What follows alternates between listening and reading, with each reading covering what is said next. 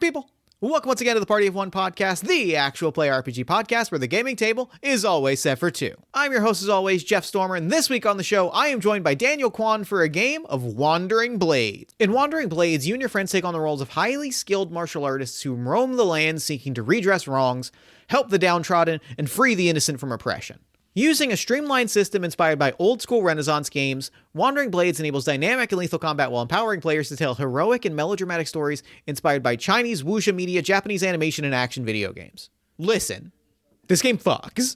I haven't felt this thrilled by combat in a game in a very long time, and it really scratches this sweet spot between tactics and lightweight play and real honest danger and a sense that anything can happen. It was so good, so satisfying, so electric. Which is frankly exactly what I expected when Daniel reached out to me, because the last time that we played a game together for Party of One was our Ross Rifles game, which I would describe, even though it's vastly different in every single way, I would describe as the exact same energy. Wandering Blades, if you are listening to this on the 28th, is in the final 48 hours of its Kickstarter. You can find more information about it in the show notes. Now, beyond being the designer of Wandering Blades, you of course know Daniel as the co-host of Asians Represent and a writer whose work has appeared in Candlekeep Mysteries, Avatar Legends, and more. And you can of course find links to everything that he's got going on, including a link to our previous episode playing Ross Rifles, which you should go listen to because it's magical. You can find all of that in the show notes. And with all that said, let's go ahead and throw it over to me in the past so that he can get started with the show. Take it past me. Thanks, future me. I'm really so excited. I'm sitting down with Daniel Kwan. Daniel, I'm so happy to have you back on the show. Thanks for having me back. I'm super hyped. I could not be more excited. You messaged me and you had said something pretty specific, which was exactly what got me so excited about doing this episode, which was the last time we recorded together was genuinely a really special session, and to try and recapture that magic or even get close to it is something that I'm very, very excited to do. There's a lot of pressure. I will say, and this is not because, I'm on your show. Genuinely, that game of Ross Rifles that we had together was still one of my top 5 tabletop RPG experiences of all time. I mean, same, honestly and legitimately. I'm not, and again, not just saying that because you're here, but the way that when we sat down together to play that game, fell into the story that we were telling, and I think perfectly encapsulates the kind of breathless quality of us both kind of finding the story and going oh, can we push this a little further? Yeah. Can we take this a notch further? And that to me is the real magic. And so when you pitched the game that you're about to pitch to our audience, I jumped out of my chair specifically because I was I want to try the same thing with this game. From the get-go, I've actually had you in mind for the past 2 years when I've been working on this, because I was I have never tried this in a one-on-one sort of situation, and I've kind of been saving it for this episode. That makes me so happy to hear. So real quick, before we get any further, talk to us about the game that we're playing, as well as anything you might want the audience to know about. Yeah, so we're going to be playing a new game of mine. It's called Wandering Blades. It's a tabletop role-playing game of violent martial arts melodrama. Basically, I've been working on a new system inspired by the sort of heroic and melodramatic stories in Chinese wuxia media, Hong Kong action cinema, and then even Japanese anime and action video games. What I basically wanted to do was marry old school Renaissance, so OSR, design philosophy with storytelling trends and sort of elements of dynamic and strategic combat into one game. You are speaking my language so precisely, because this is exactly the kind of thing in games that I have been really chasing after recently. Is there is something, and we had a long conversation that I want to throw to you in a minute to talk a little bit about, but I have been chasing this sense of obviously, I love a story game. I love flipping a card and having emotions and telling stories. But I also really love a good tactical, game-based, crunchy kind of I love a good fight, and mechanically representing a good fight is extremely satisfying to me. Mm-hmm. And so getting to experience that in play is something that I'm so excited about. So you are speaking my language in the most direct and visceral way possible. Yeah, like for me, I mean, I love story games. I mean, I like all tabletop role playing games. But one of the things that I didn't really see on the market was like a product that kind of did sort of like combat the way I kind of envisioned it in my mind. Like I really love the games that enable sort of like open-ended and like emergent narratives. Like I love systems that actually encourage players to discover solutions like within the game world and not on their character sheet. But I also like really love combat that feels real. Like I love combat that's kind of grounded, gritty, dangerous, but also like something that like mechanically reinforces what the players are envisioning in a way that's done fast. I think when we were talking kind of like in preparation for this episode, I mentioned that like that sales concept of like time to value, and like it's like how fast can you get a customer to kind of see value in your product. And for me, it was time to violence. It's how fast can I get players to engage in beautiful violence on the tabletop. And so, like, that was the question that I wanted to throw to you, because we had this very long, wonderful conversation that got me like vibrating with excitement. Talk to me about this is the largest and most fresh air question I could possibly throw.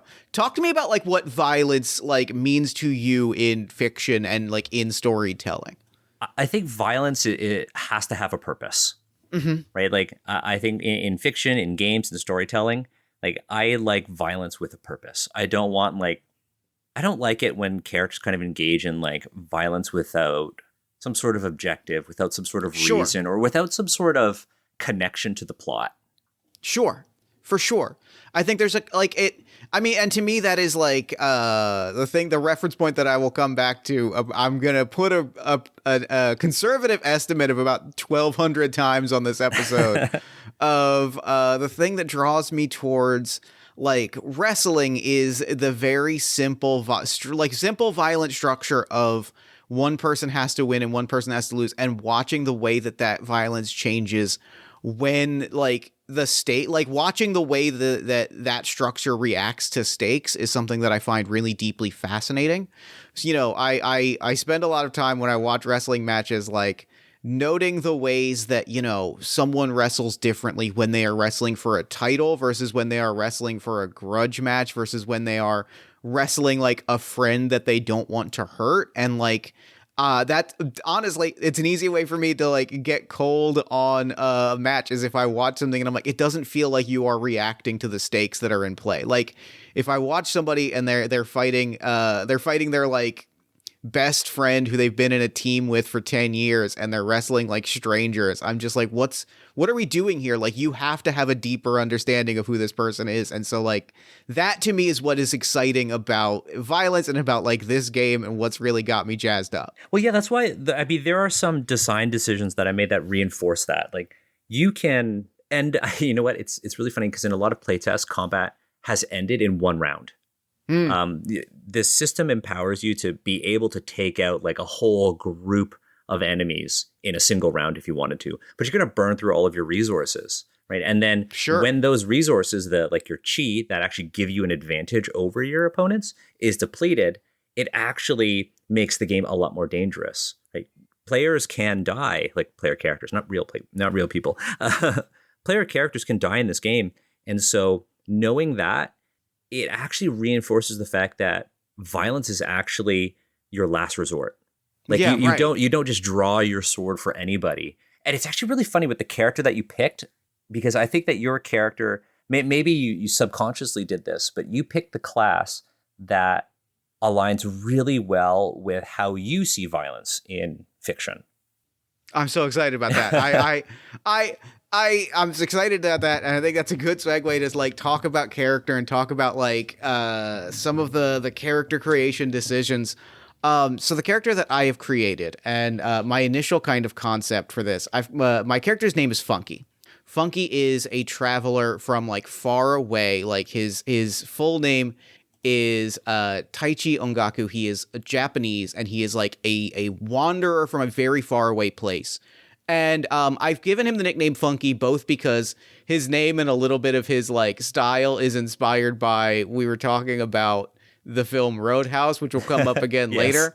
And Roadhouse includes a prominent role from one of my actual favorite wrestlers of all time, the legendary Terry Funk. And so when I was thinking about this character, Terry Funk is very present in my mind, and Funky as like a name, I was originally envisioning it as very like, because like the thing that is exciting to me, kind of the starting place of this character, is my favorite archetype in like wrestling and action and like violent fiction is when a character is so badass and is so like dangerous and tough and scary that they shed the need for kind of posturing and become a little bit of a teddy bear. That to me is the greatest thing in the war. Like, you have your Wolverines who are always glowering, but like there are a handful of wrestlers and a handful of points in history where like they're so dominant and so unquestionably like scary that they just become nice people and are like, yeah, I'll help you out with that. Like I have nothing to prove here and I have nothing to fear. It's equatable to a Great Dane, right? When they're so big that they're the friendliest dog because they're like, you don't scare me. I'm twice your size. Well, this works really well because your class also has a class feature called like Hero in Disguise, and you literally have an alter ego. And that's kind of what you've described to me. Yeah, I was thinking a lot about that and the idea of like Funky's alter ego being not like the neighborhood drunk per se, but definitely like definitely like a Norm from Cheers almost, or like a local big friendly guy. Like there's an energy there that I think is really joyful. I like that. And I mean, it goes with the name. And we were chatting earlier about how, you know, in this game, you have to think of your character's name first because it kind of sets the tone for the abilities you pick, your attributes, everything. And I could see that in what you picked, too, with your abilities.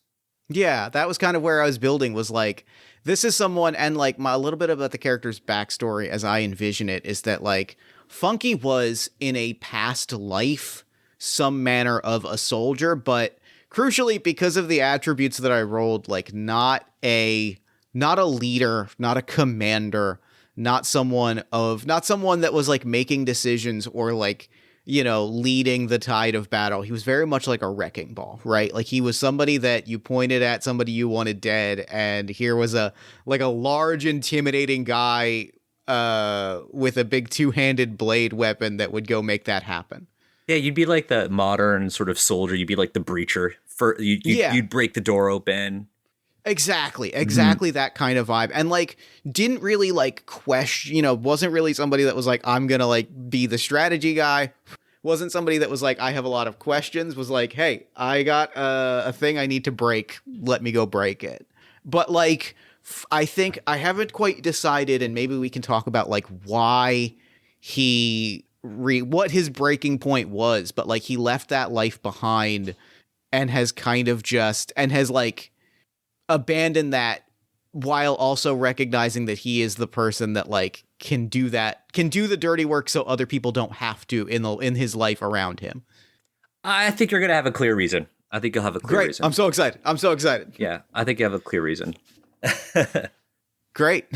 So what's interesting about this? So you pick so there are 3 classes in Wandering Blades. There's the Yosha, which is kind of like the Chinese version of the Knight Errant. There's the Outlaw, and then there's the Scholar. There are only 3 classes, but each one has a lot of like deep build variety. Yeah. So the Yosha has all these different martial arts schools, each with their own sort of like play style in combat. The Outlaw you could be like, I'm just a character who sells stuff and I'm a merchant with a cart, but I have a lot of good connections. Or you could be an assassin. And then the Scholar, which isn't in the quick start guide that's publicly available right now, but will be in the core rulebook. The Scholar can be either like a physician or a detective. And then these are all archetypes. But you picked the Yosha, which is so interesting because the Yosha is a concept that has been around sort of like Chinese pop culture and history for over 2,000 years.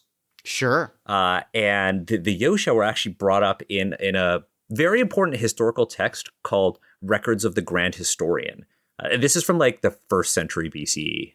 And the Yosha is essentially like an archetype that some people call like the original sort of martial arts promise keepers. Basically, people who are willing to go to violent lengths and even sacrifice themselves to fulfill promises.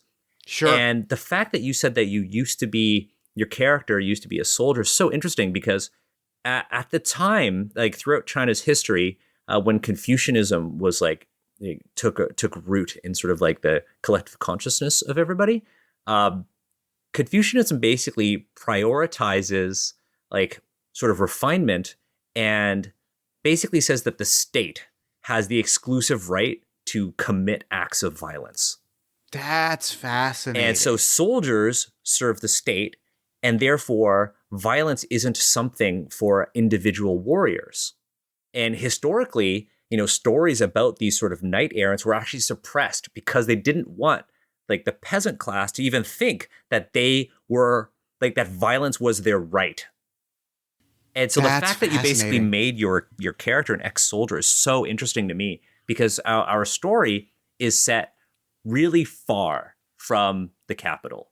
So in terms of our backstory, I have essentially said that our story is going to take place during the reign of Emperor Zhengde of the Ming Dynasty. So this is during like about like 500 years ago, 1500. And during this time, this emperor was like super inept, consumed by vice, and his court was dominated by corrupt eunuchs who basically levied oppressive and cruel taxes against the people of China, which led to widespread suffering. So our game is going to take place in the sort of frontier, the imperial frontier, in an inn called Old Dragon's Nest, which is known for basically being a haven for shadowy patrons and one of the few sort of hospitable locations in the barren landscape of like northwestern China. And it was actually built on the remains of an ancient temple that was destroyed by forces of the previous dynasty and has now become this sort of neutral ground for like exiles, outlaws, mercenaries, and even like black market merchants. And so we could situate the backstory of your character within this sort of like really tumultuous political landscape, one that is like super corrupt, but also within this community of martial artists and exiles that actually frequent Old Dragon's Nest. Yeah. Well, and I really like that. I love centering it in that exact space, particularly because like the drive that I landed on for this character that I think ties in so nicely to so much of what you're saying is what I wrote was killing is for killers. Innocent hands shouldn't have to spill blood.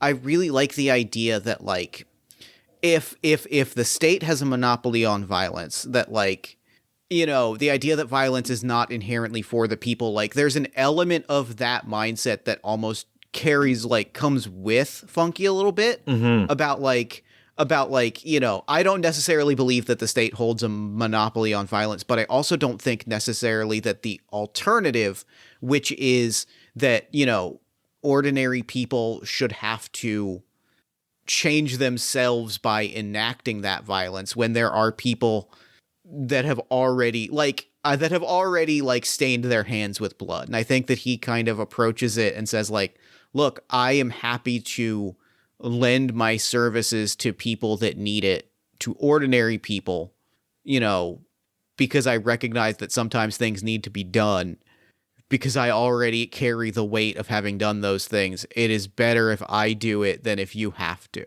Like, I think there's something, and I think like landing in a place where there is this, culture of people who have done violence and of criminals and of outlaws and exiles. Like there is something to that of like, I'm here because I speak the broader language.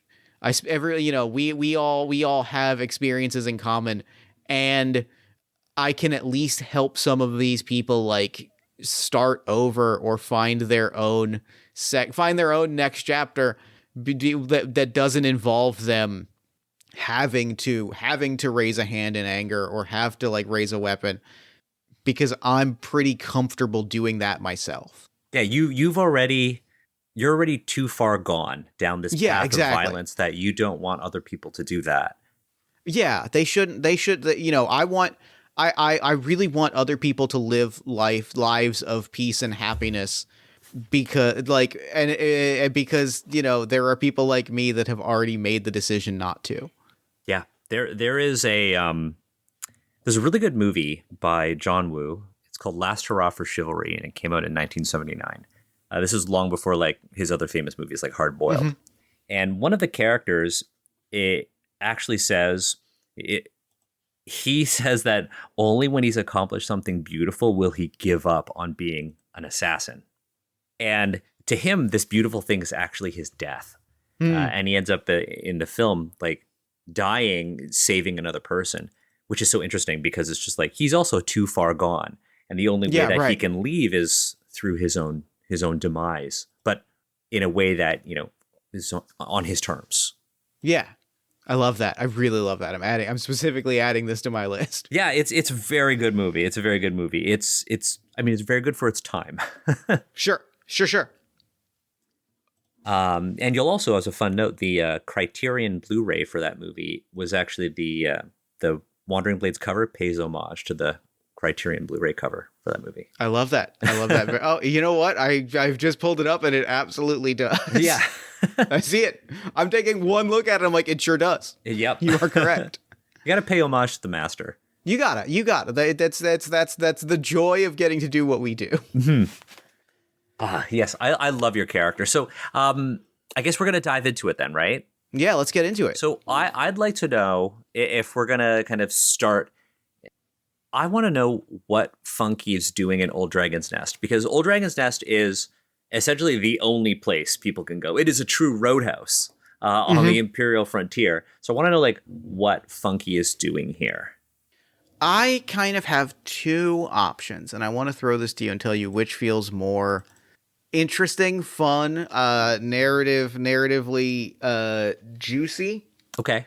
I really like the idea of Funky. One of the things that I when I was going on my traditional role-playing game character creation shopping trip was like grabbing a cooking kit for him and being like, this is somebody that like loves to cook and make drinks. So like, is he working as a cook in the back of house, or is he like a barfly that is specifically like singing with some local traveling musicians? Ooh, you're like you're one of the regulars here. Maybe you're a permanent resident, and it could be that you're right. the bouncer. Maybe you're the bouncer. If we go full roadhouse. That feels good. I like being the bouncer. So I love the idea of being the bouncer, and like and that we see Funky like as the bouncer singing with some people who are here with instruments, like drink in hand, technically on the job, but also very much just like relaxing and enjoying the evening. I love this. So this means that Funky has gotten to know the inhabitants of the inn. Yeah. So for your reference, there are two who you would know as like, mainstays of the establishment. There's the owner, whose name is May. And May is this like aging widow who is very famous for her hospitality. She treats everyone as equals. She serves as like the hostess, but we'll say that she allows the chef and Funky to kind of be the faces of the inn. The chef is a woman named Bao. Bao is kind of like a play on buns, like the food, but also how you say being full in Chinese. Bao is this like huge woman who wields like a meat cleaver, and she has like one cloudy eye. She doesn't really tell you much about her past. But we'll say that you originally were maybe like a patron of the inn, but stayed for so long that you got a job. And you live in one of the rooms upstairs. So Old Dragon's Nest is a 2-story sort of like roadhouse inn, and you are its bouncer. I love that. We're gonna start our game on a busy evening. The main hall is this smoky space that's filled with these low wooden tables with mismatched benches, many of which have been repaired due to you potentially smashing them over people. Yeah, sure. There are huddled figures hunched over jugs of like cheap wine and spiced lamb.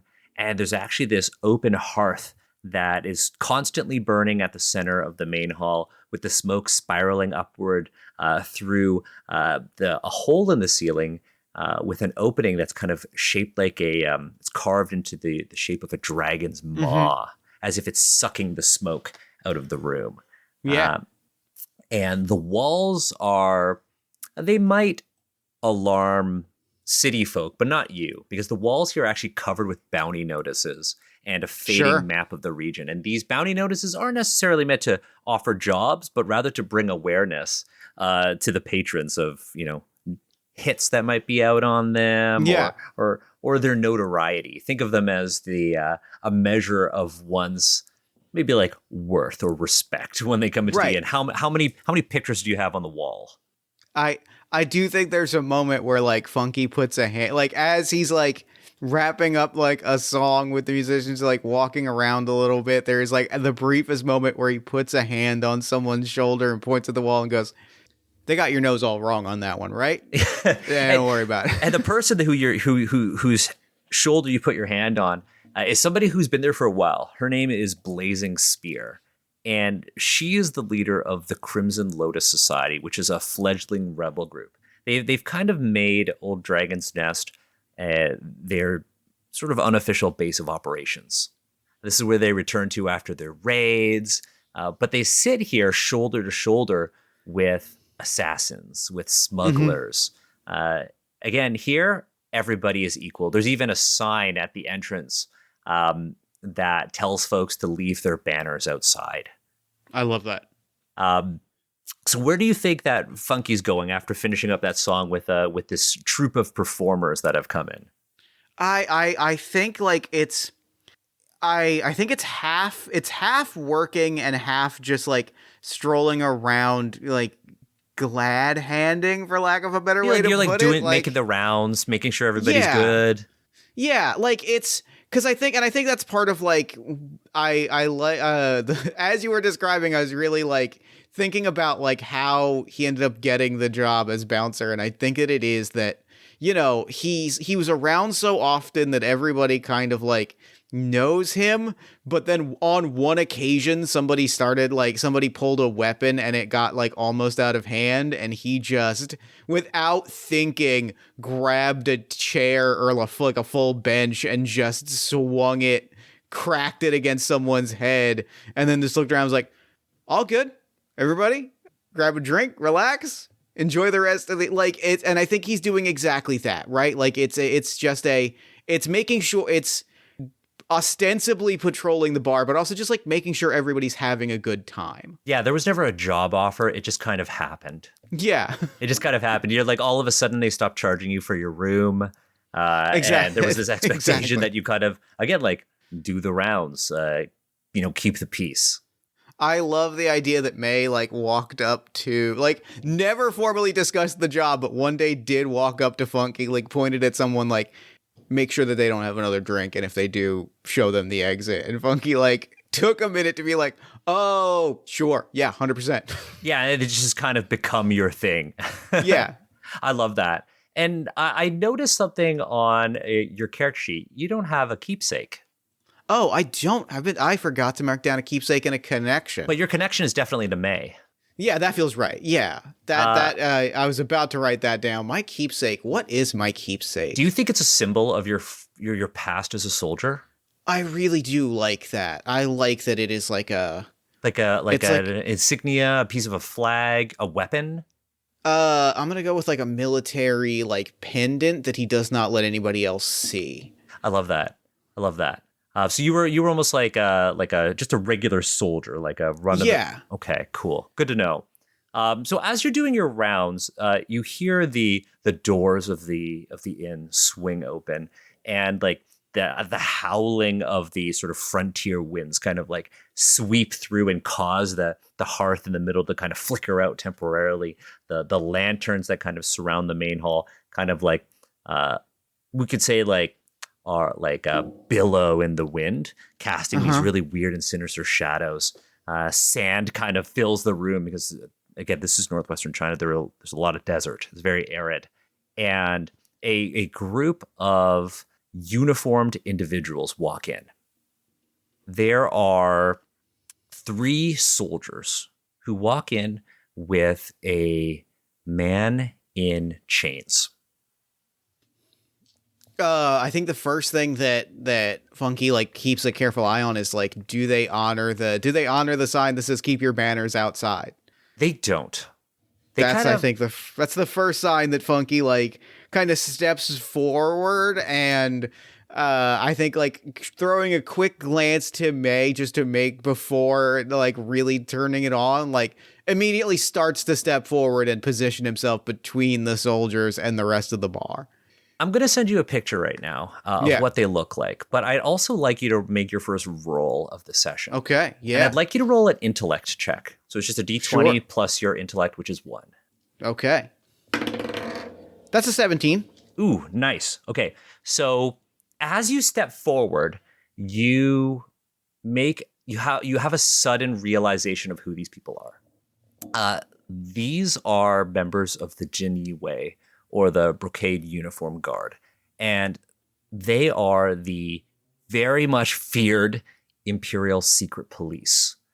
They're responsible for collecting counterintelligence and enforcing the will of the Emperor. And they have full autonomy to arrest and punish anyone regardless of status. They are judge, jury, and executioner. Mm. And I've sent you a picture of what they look like. Yep. They wear matching uniforms. They have small hand crossbows and broad curved swords, these Dao sabers. And they walk in. As you step forward, you have this realization. You know who they are. Is there anything that you're going to do to change your approach? Or are you going to continue stepping forward? I think I know exactly what Funky does here. Funky, like, as he's walking, grabs a serving platter from along the bar with like 3 like poured drinks on it, right? Mhm. Like, I think, and like maybe has already eyed, maybe Bao or whoever is serving drinks, like has eyed somebody to kind of be like, hey, I'm going to need this.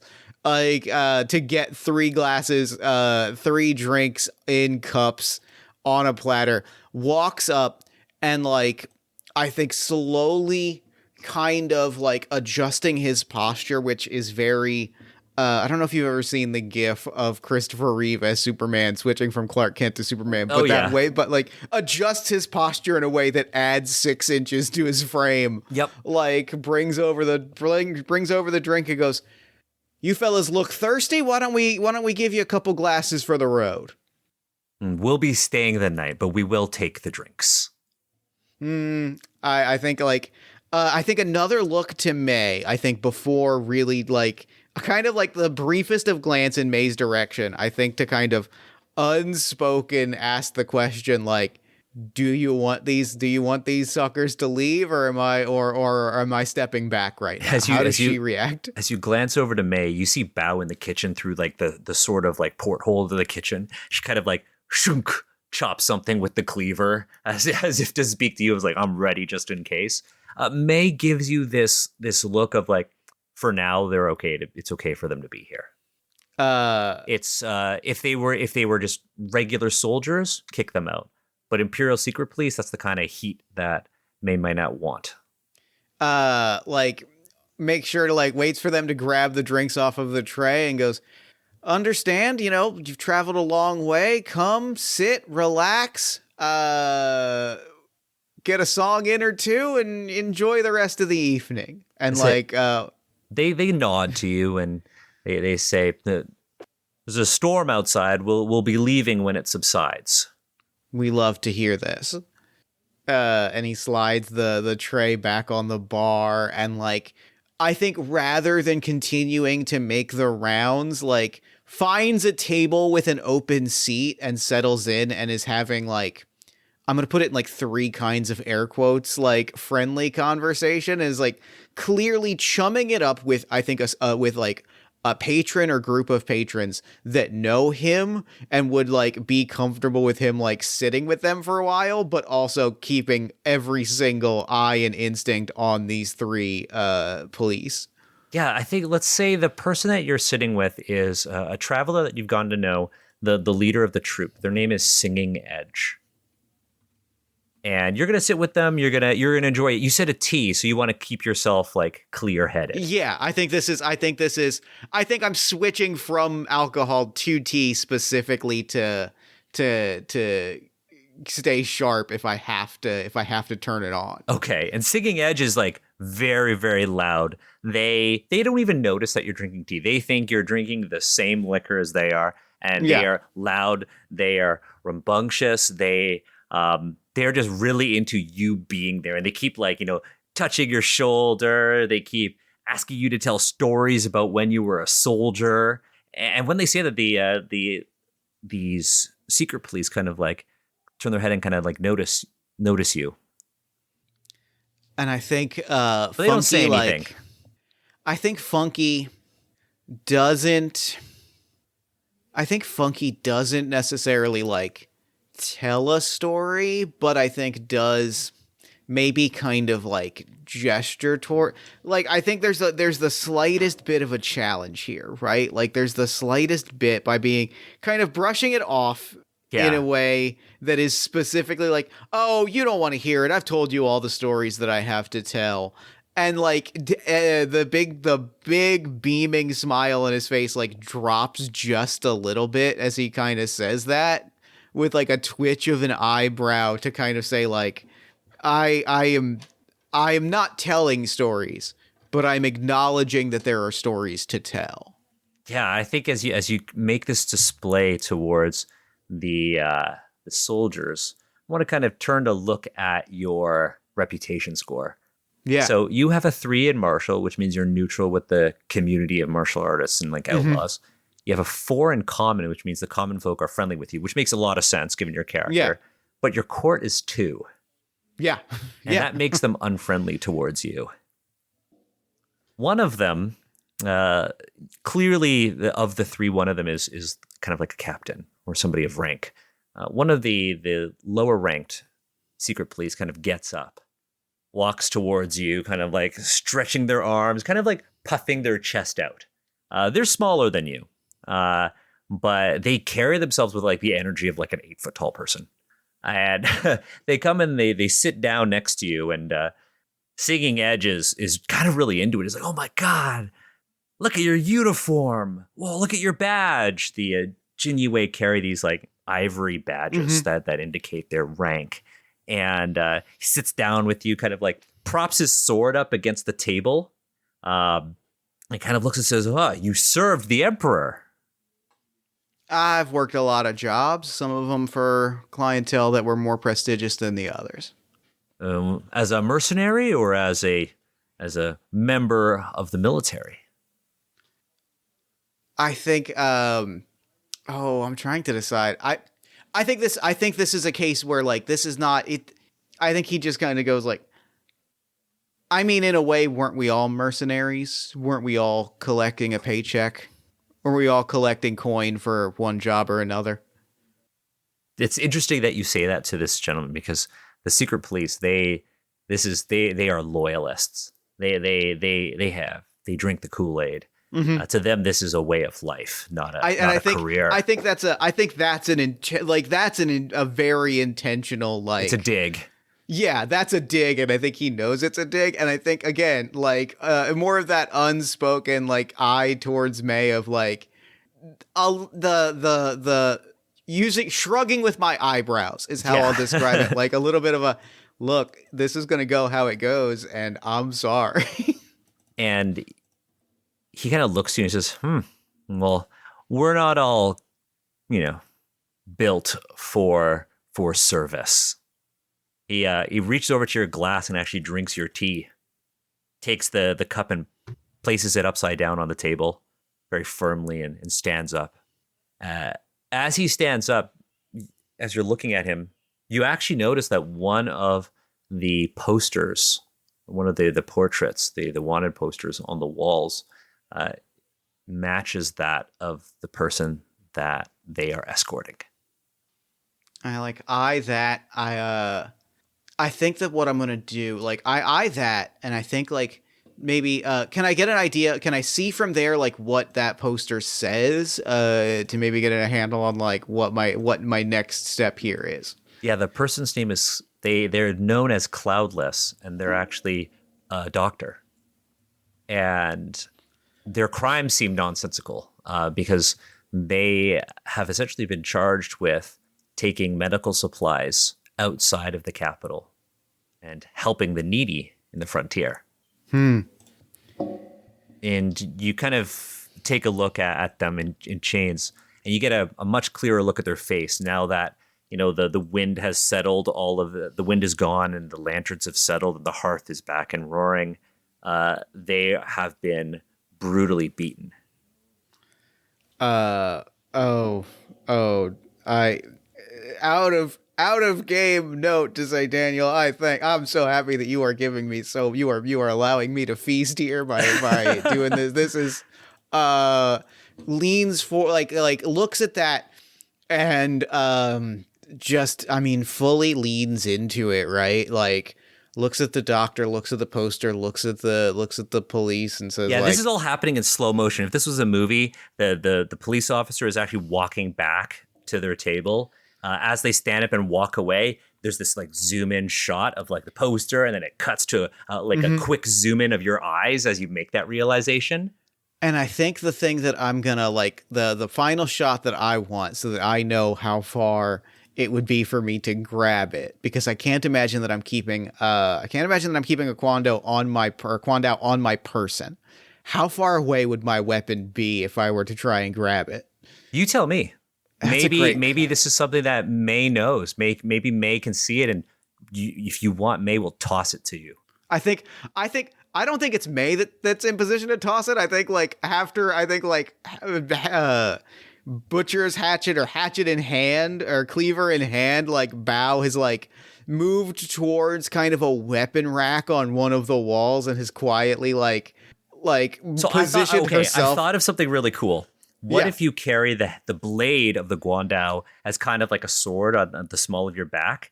That's cool. And maybe Bao grabs the shaft and tosses it to you, and you That's literally really cool. You literally catch it in the blade, and it assembles your weapon in one go. That's cool. That's so fucking cool is the thing. Yeah, I think that like just eyeing the shaft of the Guandao, and looking in the direction of May and Bao, like again, and this one a little bit more of a shrug of we're going there. I don't know what else to tell you. Kind of you see red. Leans back a little bit and goes, "Yeah, of course. Not all of us are made for the difficult work of harassing doctors and beating up chained prisoners." Leans back in the chair in just such a flippant manner. And as the Jinyue officer is walking towards the table, it kind of turns and looks and says, "This man is guilty of crimes against the emperor. This man has taken resources from the emperor's capital and given them to foreigners."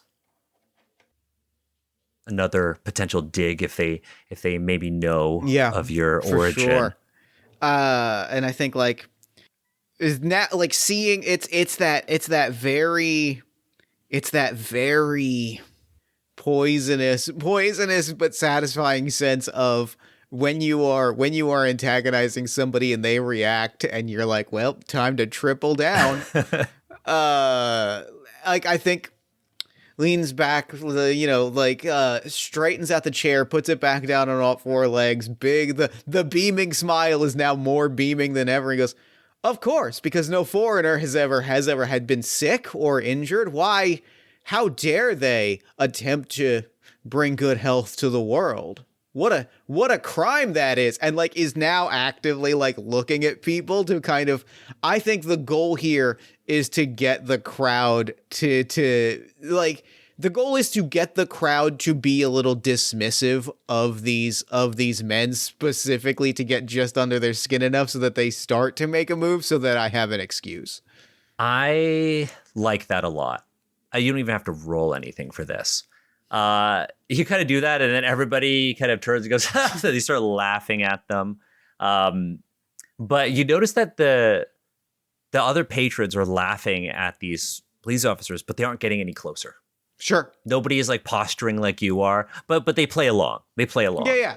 And I think like I even if I can throw in like a brief moment to push that idea even further, maybe we see like a very, very brief moment where like Blazing Spear or someone kind of starts to like adjust their posture just ever so slightly, and I throw up a hand, like I like throw up an almost imperceptible hand of like no.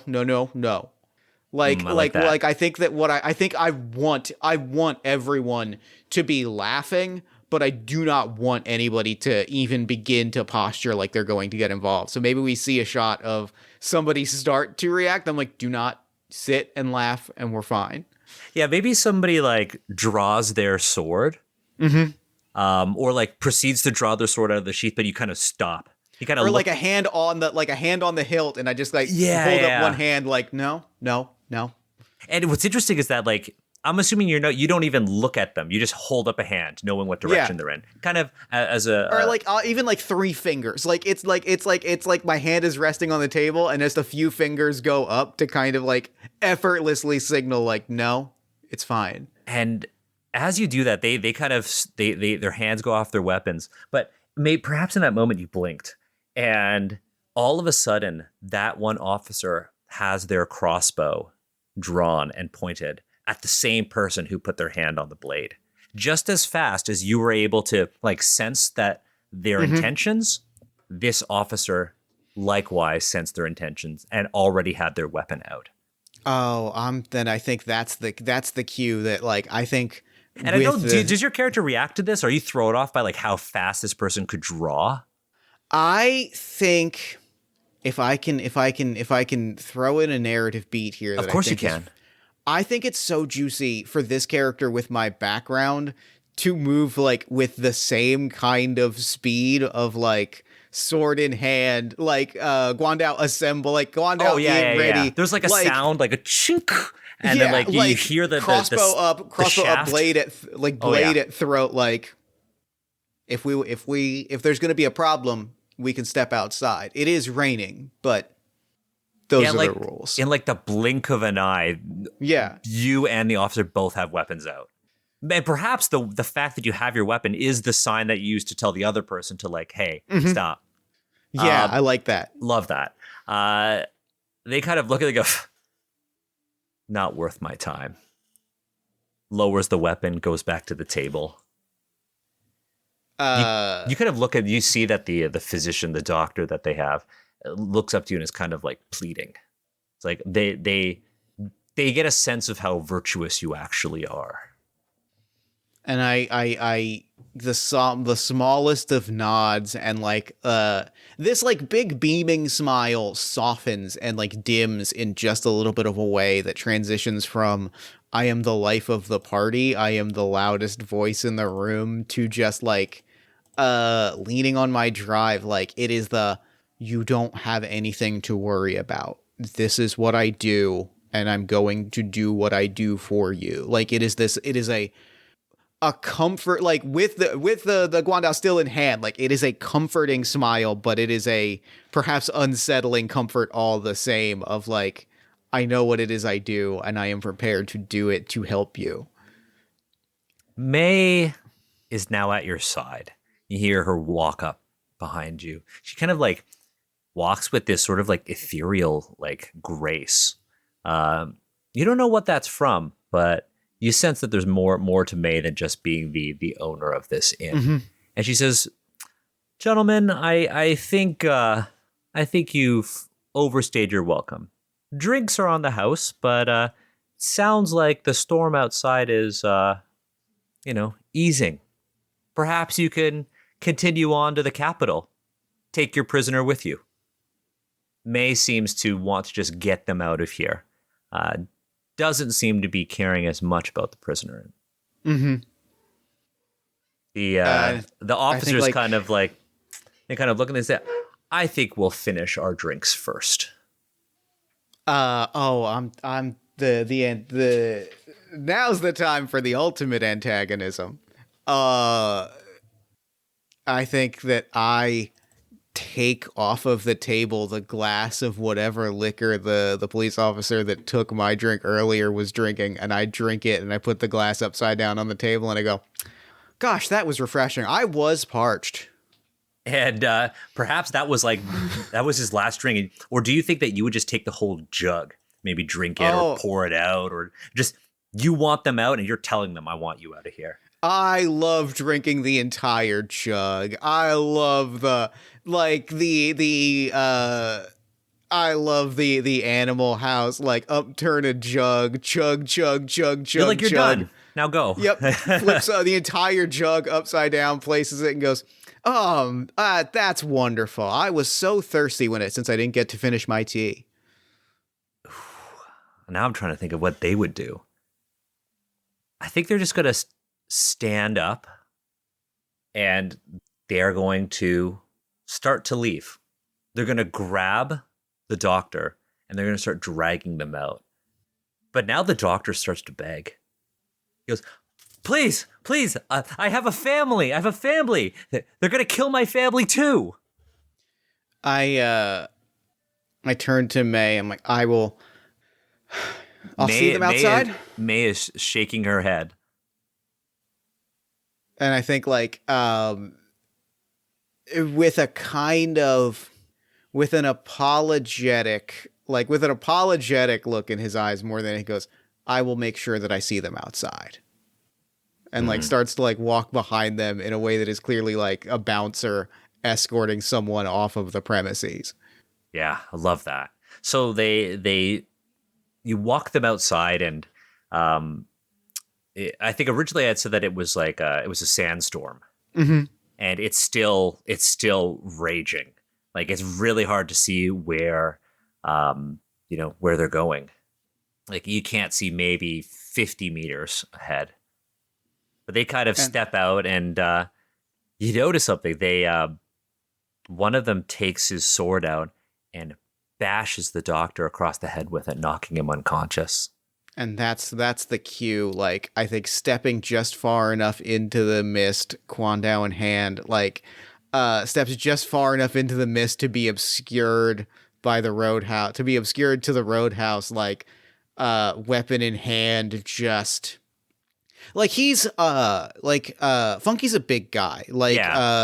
Very chubby, thick, very barrel shaped, but in this instance moves with a kind of silence that is almost May-like in its sort of ethereal quality, just sort of drifts on the wind to bring my blade down upon this guy. Yeah, I love that, because this guy is knocking out the doctor who's struggling, so they can just throw him over the horse. So you're going to actually strike this guy. Yeah, 100%. Okay, so roll your attack. This is going to be a surprise, and then we're going to start combat. Okay. What am I rolling here? So you're going to roll a d20, and you can add it. It sounds like your strength is your... This strength feels like strength is my specialty. This is your strength, so you're going to roll with strength. Okay. That's a 20. A natural 20. Unnatural, dirty 20. Oh, a dirty 20. Okay, cool. So that is definitely going to hit. So in combat, you're rolling against their dodge. So characters have a dodge, which is how difficult it is to hit them. They have damage reduction, which they have from their armor, which lowers the step for the type of die that you roll. And then they have HP, which serves as essentially their a buffer from serious injury. Now, you are using your Guandao, and the Guandao is cool because it's got it's got a couple of special features. So you can actually later on in combat use it to actually attack multiple targets. You can cleave through them. You also have this thing called Cane on it, but that's only if you roll a crit, which is why I wanted to ask. So Can I ask a very critical question? Yes. What would that do if I were to score a crit in this moment? What would that do? Basically, it deals maximum damage, and you roll the weapon's damage die add to the result. So in your case, the Guandao does 2d6, so you do 12 damage plus 2d6. And that would be 2d8 because this is my signature weapon. 2d6 because they have armor, which has damage reduction, which bumps it down to 2d6. Got it. Yeah, but this would immediately kill one of the officers, not the lead guy, but one of the officers. I'm so tempted. I know that it would be all of my chi, but I'm so tempted to just. I think I gotta do it. Okay, so you want to use Heroic Strike? I'm going to use Heroic Strike to instantly kill this soldier, and then see about possibly cleaving elsewhere. Okay, so that's going to be maximum damage. So you could roll 2d6. Great. And then add 12. That's 18 damage. 18 damage. Okay, so you deal 18 damage, which will instantly kill the officer. What does this look like in the moment? I think that it looks like it is brings the hilt of the sword down. The doctor starts to collapse and like rears back for another one, and then it's the jolt of the gut, and then look down and just not quite cut in half, but slash from one corner to corner of just eviscerated. Touches his own innards for a second and then collapses. I love it. And then there's this sandstorm. So as the sand whips by this guy, you actually see this like red spray of blood as like the bloody sand actually gets whipped around by the strong winds. As it falls down, the doctor's unconscious body falls to the ground, and the two others, the officer and the captain, both turn to you, draw their blades, and we are in combat. Let's go. So combat in Wandering Blades is player first. So you always get to go first, but we decide which phases we want to go in the round. So there are two phases, the fast action phase and the slow phase. So it's a fast turn or a slow turn. If you choose to go fast, it means you get an action and then one reaction. If you choose to go slow, you get two actions and one reaction.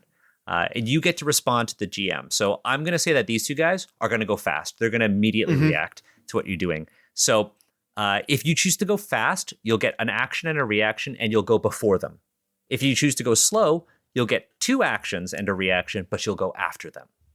I'm going to go slow and take the hits, I think. Okay, perfect. And remember, you have a reaction.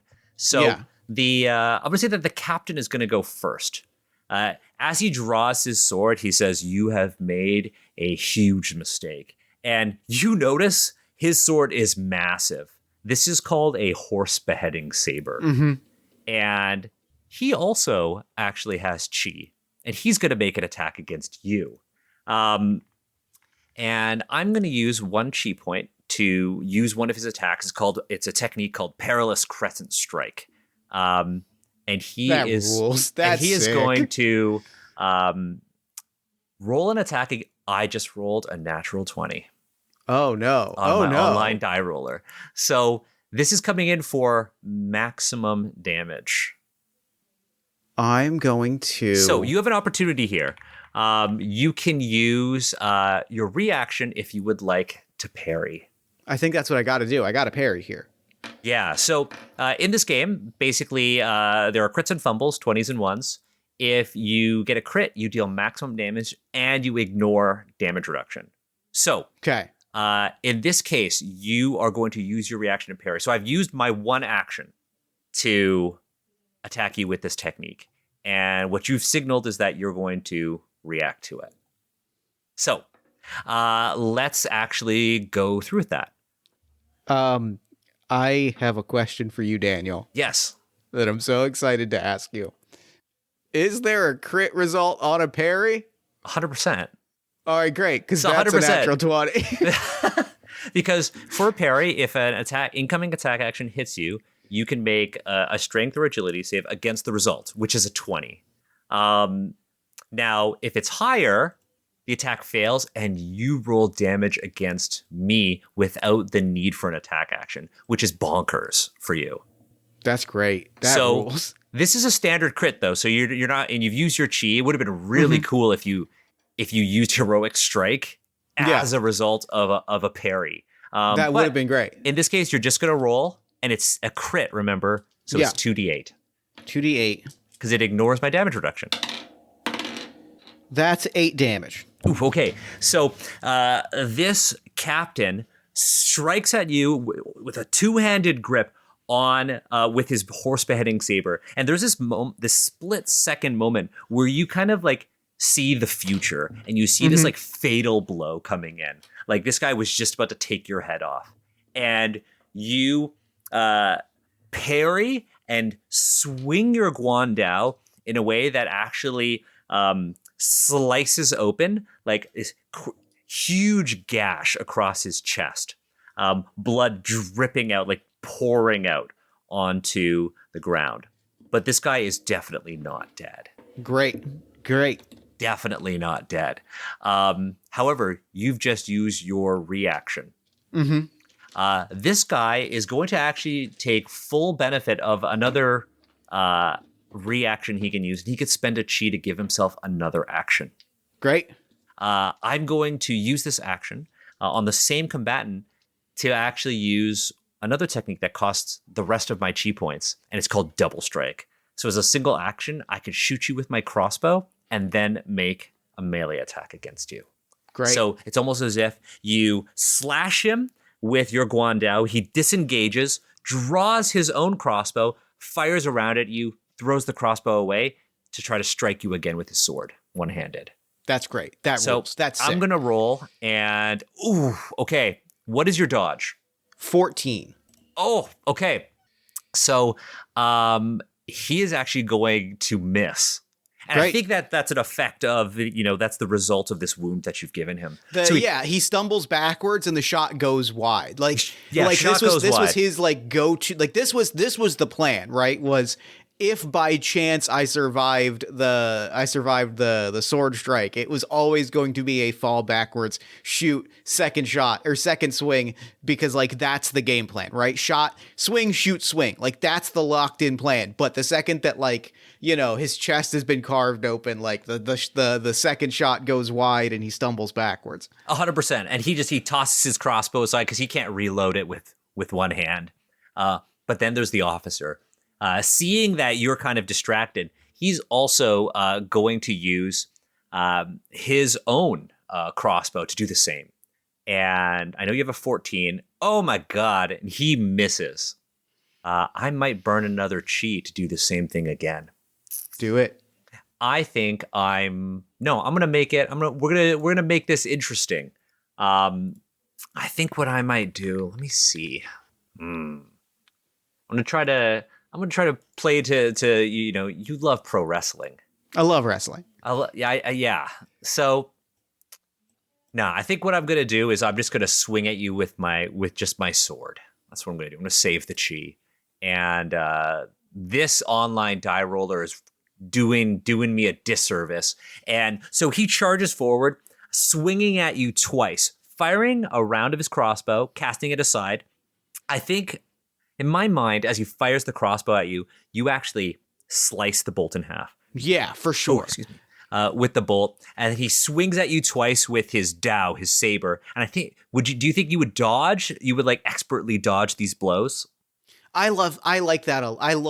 I think it is the like twirling the shaft of the guandao in such a way that it kind of like flips the person, like it flips him as he's swinging the sword, so that he kind of tumbles. And then it's very gets, funky. like rolls to his feet. Yeah. Perfect. So I have gone. This has been a fast turn, so I've used my actions and reactions. It's now on you. You took a slow turn, so you get 2 actions now. All right. We're gonna take a swing at the captain.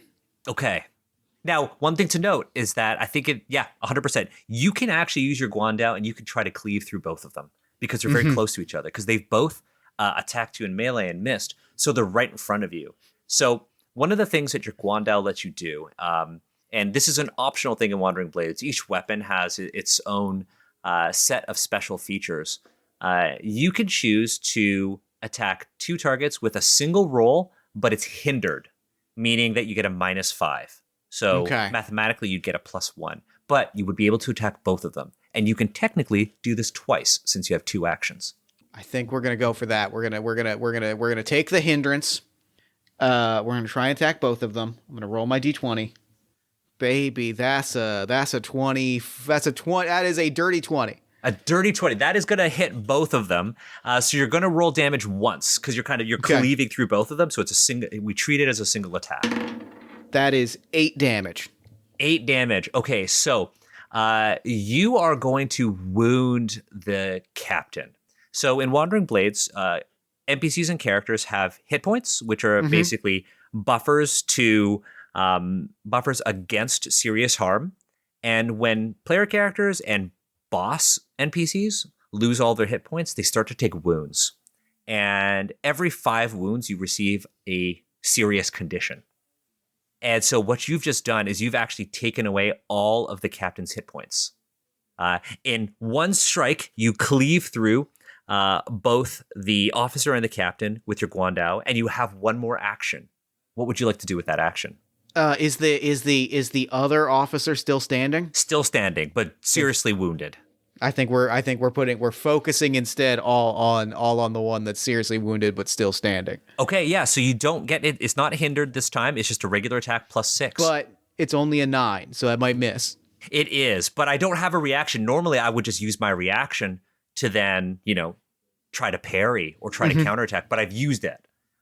So I can't do anything. So I think you cleave through them, but as you try to like turn your blade around, it's almost like you spin it in your hand so that the blade is facing the other direction. For like a follow-up, they both flip backwards out of range of your second strike. It's very difficult to see here because there's sand whipping around everywhere. We are going to our next round of combat. Yeah. I think these guys are going to take a more measured approach, and they're going to go slow. I think I'm going fast. Now, here's the thing. But if I go slow, I would still go first, though, Exactly. and I would also get the second action. I started to say it out loud, and then I thought about the tactics. There you go. You got it. God, I love tactical combat so much. You know what? I think that I'm gonna change what I said. I'm gonna have the officer go fast and the captain go slow. We're gonna make it a little bit more tactical for you. I'm gonna go slow. I'm gonna go slow because I've got my reaction for if the officer if the officer is gonna try and attack me, that'll allow me to use my reaction against the officer and then bring everything down upon the chief to potentially take him out before he gets a chance to go after me.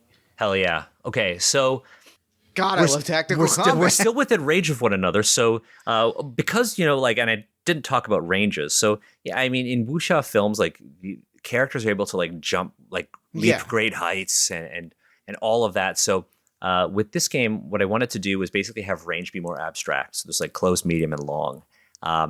And everything is kind of designed to work like if you want to use miniatures or with theater of mind. So we're all within like close range of one another, and it would take an action to actually like move in range. But these guys are close enough to you, so I think what I'm going to do is I'm going to roll. I'm going to use my one action to attack you, and I rolled I got a 21. So this attack is going to hit you. Yeah, and I think I'm going to. I think I'm going to use my reaction to parry here. Okay, so you're going to have to beat a 21. Roll with strength and beat a 21. Nah, that does not beat a 21. Ooh, okay, so you have burned your reaction, and so what I'm going to do is you're gonna take some damage right now, and I've gone in and let me roll right now, and you're gonna take 5 damage. Okay, 5 damage is okay. I can live with that. You're gonna take 5 damage, but you've used your reaction, so I still have a chi point, so I think I'm gonna use that reaction. Because we have these chi abilities. Yeah. And one of them is actually push the pace. So I have enough chi points, there's 2, to take an extra action. So I'm going to do that, and I'm going to swing at you one more, knowing that you can't react to this. So I'm baiting you out, and I will hit on a 15. That'll hit for 8 damage. Oh, that's going to be my first wound. Okay, so 4 more wounds, and you're going to have a condition. Great. Now it's your turn because we're going slow. Okay. So you have 2 actions, no reactions. On this, let's take. I'm not gonna cleave here. I don't think that's the right play, but I think I am gonna go after this officer. Now here's something that you could do Yeah. if I could make a recommendation. You could take Please. you could use one of your actions to take a combat stance. Ooh. So you could use an action to either go defensive, aggressive, or balanced. If you go defensive, you get +2 to your dodge, but -2 to your attack. If you go aggressive, you get +2 damage and -2 dodge. Or balanced is +1 dodge and +1 attack. But that uses up one of your actions. I'm pretty okay with that. If I'm going with balanced specifically to get an additional +1 to attack, and then going for a cleave, that's a +2, and that feels pretty good. Yeah, you could stack the 2. Yeah, definitely. Okay. So it's going to be +2 because, again, it's hindered. That is a 16. A 16 will actually hit both of them. Hell yeah. So let's first resolve the damage against the officer, because the officer, once again, used the reaction to push the pace. That's 8 damage. They're straight up dead. Great. But you got a 16. I think that I'm going to use my reaction for the captain, and I'm going to try to parry you. Okay. I have to beat a 16, and I got an 18 total. Love it. And so the captain is actually going to swing at you. So you're gonna cleave the officer in half, and as your blade is about to hit the captain rolls under, drawing their sword with 2 hands, maybe lifting it out of the dirt because they've been wounded, and they're going to negate your attack and deal 9 damage to you. Oh, I think that is my. So talk to me about when you get a wound, does my HP reset or does it stay? No, your HP is gone.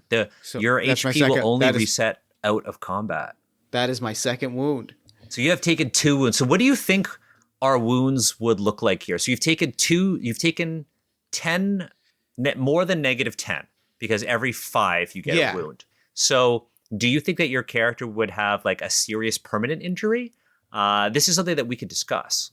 So it could be something along the lines of you could be knocked prone, you could be bleeding, it could be a severed limb or a wounded limb.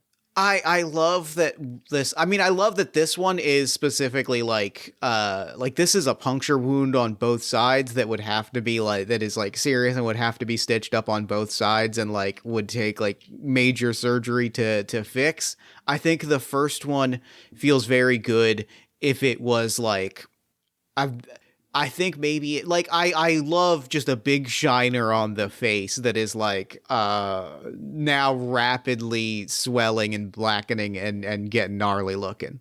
Ooh, okay. So do you think you would be dazed? Dazed feels good. Okay, I think you're dazed then. So that we'll have you be dazed 1, which means next turn your attack actions are hindered and you can't take reactions. Okay. On your next turn. Your second one, what do you think your second condition would be? This is the first time anybody's ever taken 2 conditions at once. Let me look at. Is there a list of the conditions? Yeah, it's in the quick start. So I feel like it would be a serious one because if you get to -15, you're dead. Mm-hmm. So I feel like this could be a wounded limb or maybe a severed limb. Severed limb feels really good. Yeah, because I think this is a serious moment. So maybe you lose your hand and you're one-handing your Guandao. That feels great. And it also cool. works well because your next attack is going to be hindered anyways. Hindered. So I've got to learn how to fight with a 2-handed weapon with one hand, which is gonna hinder me. Yeah, and in this moment it says a limb is lost and you lose consciousness, but I think the adrenaline is going to keep you going, and I think narratively it makes sense to have you still be in the fight. That feels great. But that is my reaction, and it doesn't take you out. So you've got 2 dead officers at you, and you and this captain are both seriously injured. I think, and this guy, I'm going fast because I'm going to go. I think I'm going to go slow. I have to. I have no choice. Now we're kind of seeing how tempo works because I'm kind of being forced because I know I have to go after you. So I'm going to go slow because I want to be able to clap back with as much as possible. I'm also going to go slow because I want that second attack and I want to stop you from clapping back if I can. And I think that's going to allow me to go first with the 2 attacks. Since they're both going to be hindered, that's going to give me the best possible chance of taking you down. Hell yeah. Hell yeah. So it's your turn. Yeah. That is an 18. That'll hit. Let's go. I'm going to try to parry that. Oh no. Oh no. I have rolled a 2, so I'm definitely not going to. That is 6 damage. Okay, 6 damage is enough to get him to. Oh my god, I think this guy's got 2 wounds as well. I think he's also got to lose something. I think you're both gonna cut. I think you're gonna take his whole arm off. Yeah, that's sick. That's I think you're gonna take his whole arm off. He's gonna try to parry, and maybe you're swinging with such force, like maybe you're holding your guando by like the end of the shaft, and you're just whipping it around because you only got one hand, like a brute force attack. And this guy tries to parry, but you strike him with such force that it takes his hand clean off. That's so good. And my second I think it's attack, going to turn his saber into a dagger. You've cut through his blade. That's just going to be a dagger. Fucking good. Yeah, that's good. Happen. That's what's going to happen. And my second attack is a 17. That's gonna hit. That's gonna kill him. He's straight up he's gonna die. Yeah. So how do you want to do this? I think like oh god, like I think that it's like I take off his arm and I kick out his knee so that he drops to one knee. Oh yeah. Okay. Drops to one knee, and then like for maximum drama, we see the doctor like wake up and in the sandstorm see like the silhouette, this mist of blood and sand, and like I bring the Guandao with one hand onto his shoulder, and like I look him in the eyes and I look at the doctor and I just like spinning it with such fury that like I spin around and then collapse in the sand and just lob his head off in one clean strike. Oh yeah. So you lob his head off at one clean strike as you also black out. Like fall to the ground. By losing your hand, because you're bleeding profusely from this. Oh my god, I love this. So with your last bit of consciousness, you twirl the Guandao. I want to say even with your offhand, maybe you've lost your dominant hand. Yeah. And you make this Hail Mary strike after you take out his arm and you chop his head off. There's this mist of blood that immediately the wound is actually like caked with sand, which stops the bleeding. And he falls to the ground as you pass out in the sand. Yeah. This doctor who kind of gets up, sees this grisly scene, and immediately like crawls over to you. He's bleeding out of his head because they were trying to knock him out to like drape him over the back of the horse.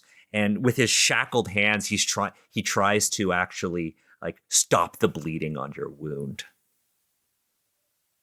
Does it work? I guess it's like up to you. Do you want this to work? I feel like this is a competent physician. This is a competent physician. I think it works because I love the idea of, because like there's a narrative beat that I want here at the end of our story, at the end of our encounter, like that I think like has to happen, which is like Funky has to come to, whether with a fake hand or with no hand, but like has to come to like in the old dragon's nest and has to face that moment of like I can't stay here. And I think like comes to, and like love this, very like woozy, like comes to like, you know, arm in a sling, bleeding, bloodied and bandaged up in every way, shape or form, like quietly like throws like a, not even necessarily maybe like a robe or something, but like a blanket over his like, because he can't get like a proper shirt or like proper clothes on over his chest because of the way that his arms like slinged up.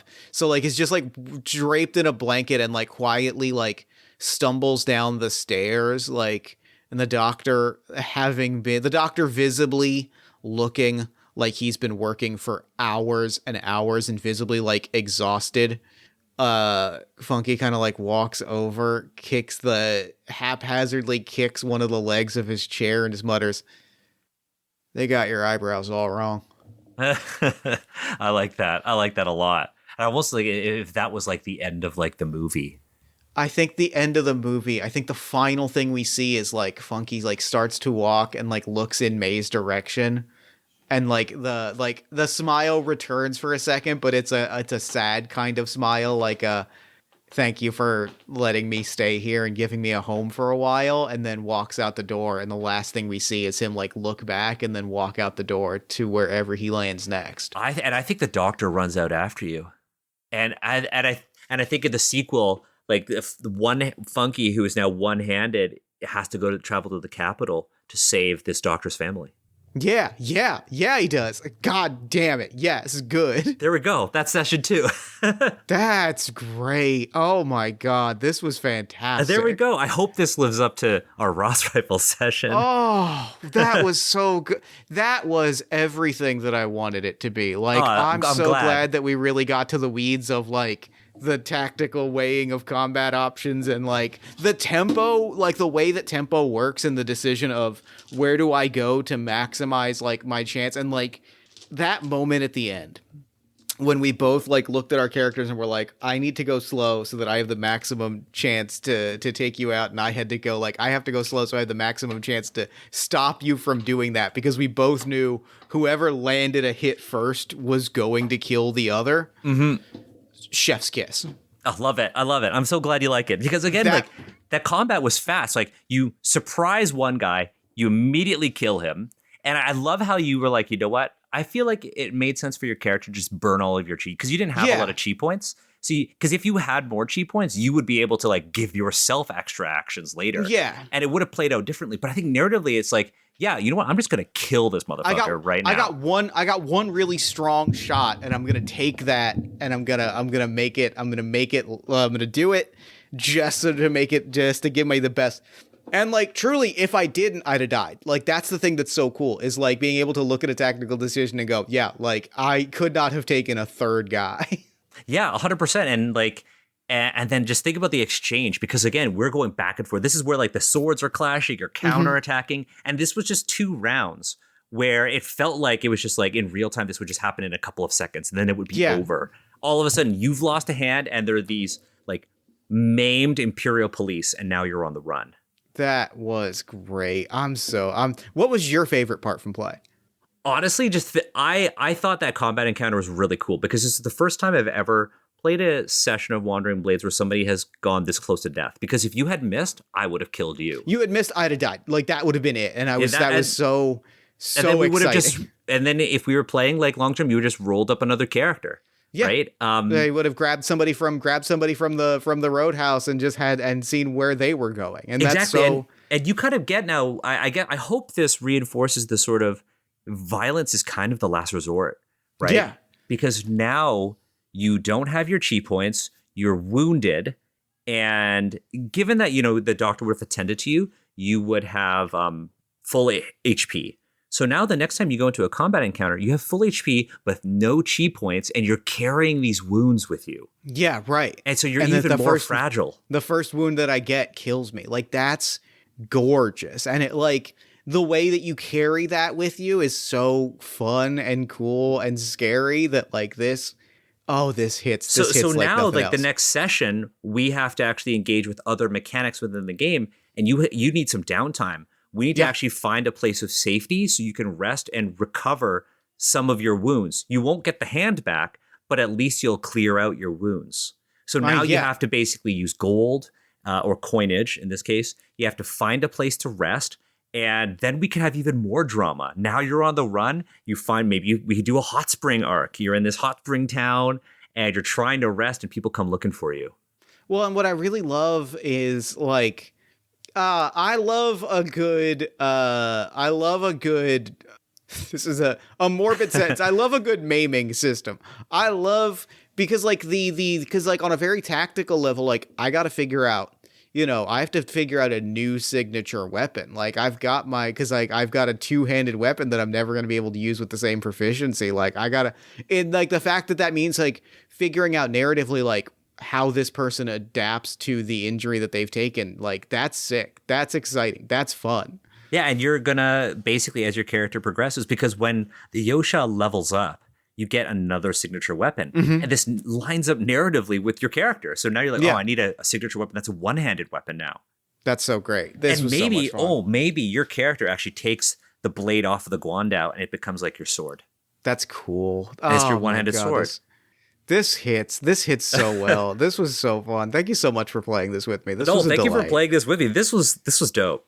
This was great. Because we're vibing, and like I think I got a sense of what you wanted, and like I think you got a sense of where I was leading. Yeah, and like there was this really nice back and forth between us. And I think that's where that's the exact same magic that we hit last time of exactly. like being able to so effortlessly key into like, okay, I see where this is going and I'm excited about it. So like the collective leaning in, the fact that we're both just leaning in a little bit further and a little bit further is just, it really kicks things to a whole other level. And we were just taking turns kind of ramping up the tension because I was like, when is Jeff going to attack?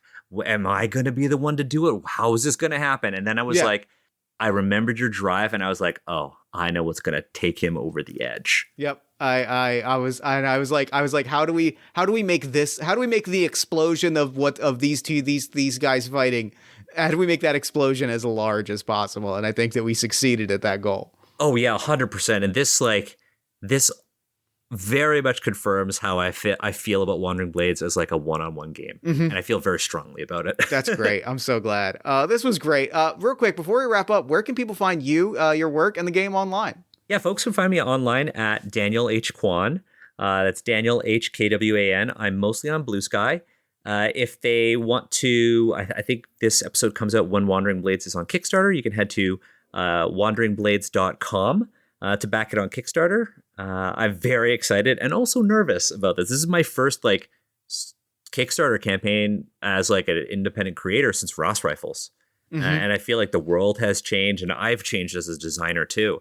But yeah, if folks really like listening to this and want to replicate this experience, you can do so with Wandering Blades. Head to wanderingblades.com, back the Kickstarter campaign. We're going to do a lot with this. We've got stretch goals for additional content. So that means more martial arts sects, more NPCs, one additional class actually that I'm very excited about. In addition to some genre bending stuff. I'll reveal it on this podcast, but if we hit a certain stretch goal, we're going to have some supplement zines that have alternative genre rules. So I have always wanted to adapt Wandering Blades into Demon Slayer. So we're going to make a class. We're going to make a class that's just called the Devil Killer. And we're going to make a knockoff Demon Slayer. We're going to do a wuxia and the cowboy genres are very similar. So we're going to make like a sword gunslinging cowboy class with some gun rules as well. Yes. Oh my, you have given me a gift this day. I'm so excited to hear this. And if folks really like Old Dragon's Nest and some of the characters, I'm actually going to immortalize Funky as the bouncer of Old Dragon's Nest, which is the adventure from the core rulebook. And so it's actually a sandbox that folks could use to tell stories about this inn and its inhabitants. That makes me so happy. I'm so excited about this. This was a blast. Thank you again. This was a treasure. And for now, I'm going to throw it over to me in the future so that he can wrap up with the show. Take a future me. Thanks, past me. And thanks again to Daniel for coming on the show. This was everything that I'd hoped it would be. I had high expectations for this episode because our previous episode was so special. Which is partially why we sat down to do this, even as we're doing fewer and fewer of these like designer play zone game episodes, was because like I was like, I know that the episode that I make with Daniel will have like the party of one magic to it, and it did, and then some. Like the energy of this episode of both of us just going like, I think we're gonna go there. I think that we're gonna push this a little further. I think we're gonna make this a little bit scarier and make this violence a little bit more thrilling. It was everything to me. This was magnificent. Be sure to check out Wandering Blades at wanderingblades.com. Especially be sure to check that out in the next 48 hours after the posting of this episode to go back the game on Kickstarter. And be sure to check the show notes for links to Asians Represent, as well as the rest of Daniel's work. And be sure to follow Daniel on Blue Sky, as well as other social media at Daniel Kwan. You can also find us on pretty much whichever social media you prefer at Party of One Pod or Jeff Stormer, depending. And if you enjoy the show and you want to support it, there's a lot of different ways you can do that. Subscribe to our newsletter at buttondown.email/partyofonepodcast and join our Discord community at bit.ly/partyofonediscord. supporting. You can support us financially at patreon.com/JeffStormer or Ko-fi.com/JeffStormer. You can give us a nice iTunes review, shout us out to a friend, give us some love on social media. You can buy some Party of One merch at bit.ly/PartyOfOneMerch. Or if you're looking for more great podcast content, you can check out All My Fantasy Children, which is a character creation, storytelling, and world building podcast that I make with my best friend in the world, Aaron Catano Saez. We take a listener submitted prompt and spin it into an original fantasy character, populating a shared universe one story at a time. You can also check out Yazeba's Bed and Breakfast, which is an actual play about a heartless witch, a cozy house, and the many people making their homes inside. Both of those you can find wherever you get your podcasts.